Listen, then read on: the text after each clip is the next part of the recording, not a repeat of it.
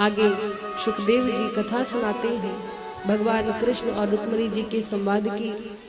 एक बार की बात है, भगवान कृष्ण रुक्मिणी जी से थोड़ा उपहास करना चाहते, विनोद करना चाहते हैं, क्योंकि रुक्मिणी जी ने जीवन में कभी भगवान द्वारिकाधीश से झगड़ा नहीं किया था, कभी रूठती नहीं थी। सत्यभामा तो बात बात पे रूठ जाती थी, क्योंकि दहेज में मणि लेकर आई थी, और जो दहेज लेकर आता है महाराज आजकल उसके जलवे ही अलग होते हैं। आजकल की बेटियां हैं दहेज लेकर जाती हैं, कहेंगी सुनो मेरी माँ ने वॉशिंग मशीन दिया, मैं हाथ से कपड़े नहीं धोऊंगी।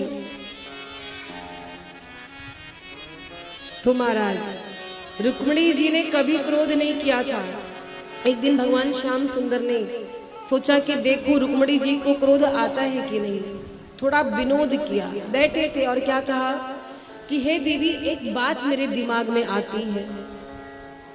कौन सी?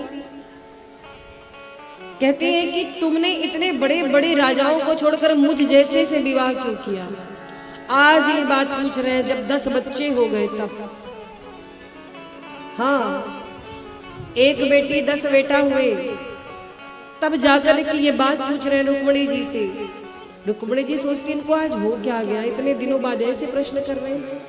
क्या कहा द्वारिकाधीश ने कि शिशुपाल जैसे बड़े बड़े राजा तुम्हारे पीछे लगे थे, उनमें क्या कमी थी? सबको छोड़कर आप मेरे साथ आ गए। अरे मैं तो काला कलूटा हूँ, किसी लायक हूँ? क्या देख लिया मुझ में ऐसा? और मैं तो डरपोक भी हूँ। देखो जरासंध के डर से मैं समुद्र में आके चिपकर बैठा हूँ। मैं कोई वीर भी नहीं हूँ, ना मेरे माता का पता है ना पिता का पता है। जन्म कहीं और हुआ, पालन कहीं और हुआ, मेरा तो ऐसा ही जीवन है। क्या सोच करके आपने सबको ठुकरा लिया और मुझे वर्ण किया? आज रुक्मिणी जी के माथे पर पसीना आ गया। भगवान द्वारिकाधीश कहते हैं अब भी समय है। जैसे कहा अब भी समय, रुक्मिणी जी को चक्कर आ गया। अब तो सब हो गया, अब क्या समय है? चक्कर आया, मूर्छित हो गई। और जैसे मूर्छित हुई, द्वारिकाधीश ने 4 भुजाधारी रूप बनाया। 2 हाथों से मां रुक्मिणी को उठा करके शैया पर बिठाते हैं। एक हाथ से पंखा झल रहे हैं, एक हाथ से पानी की छींट मुंह पर डालते हैं। रुक्मिणी जी की अचेता अवस्था दूर हुई, उठकर बैठे। द्वारिकाधीश ने सोचा कि रुक्मिणी जी झगड़ा करेंगी, क्रोधित होंगी, पर झगड़ा नहीं की। अब रुक्मिणी जी उनको बात का उत्तर दे रही, द्वारिकाधीश के प्रश्नों का।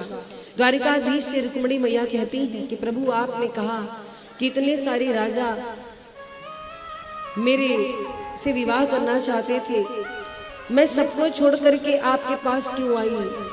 आपने कहा हमारा आपका कोई मेल नहीं, तो अब सुनिए, सत्य कहा प्रभु आपने, हमारा और आपका कोई मेल नहीं है।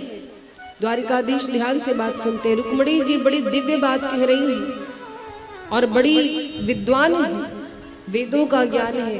क्या कहा कि हे प्राणनाथ आपका हमारा मेल हो भी कैसे? आपने कुछ गलत नहीं कहा। क्यों? कहा प्रकृति से आबद्ध मैं एक साधारण नारी, और कहा प्रकृति से परे आप पुराण पुरुषोत्तम, हमारा आपका मेल कैसे हो सकता है सरकार? आपने ठीक कहा, ये तो मेरा सौभाग्य है कि आपने मुझे स्वीकार किया। दूसरी बात, आप कहते हैं कि आपके माता पिता का पता नहीं, जन्म कहीं और हुआ, पालन पोषण कहीं और हुआ, तो कैसे रहेगा भला आपके माता पिता का पता? जो स्वयं जगत के माता पिता हैं, उनके माता पिता कौन हो सकते हैं? लोग गाते ना, मात पिता तुम मेरे शरण गहूं में किसकी, तो आप ही सर्वेश्वर हो, जगदीश्वर हो। द्वारिकाधीश मुस्कुराने लगी रुक्मिणी जी के ज्ञान को सुनकर।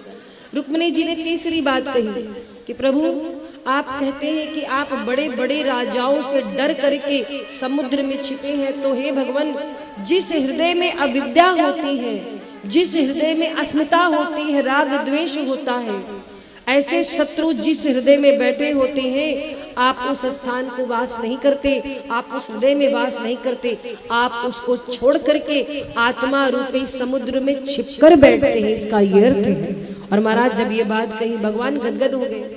चौथी बात, प्रभु आपने कहा कि आप काले कलूटे हैं, फिर भी मैंने आपसे विवाह कर लिया, तो हे प्रभु आप काले हो तो इतना कमाल करते हो, और कहीं गोरे होते तो न जाने क्या करते।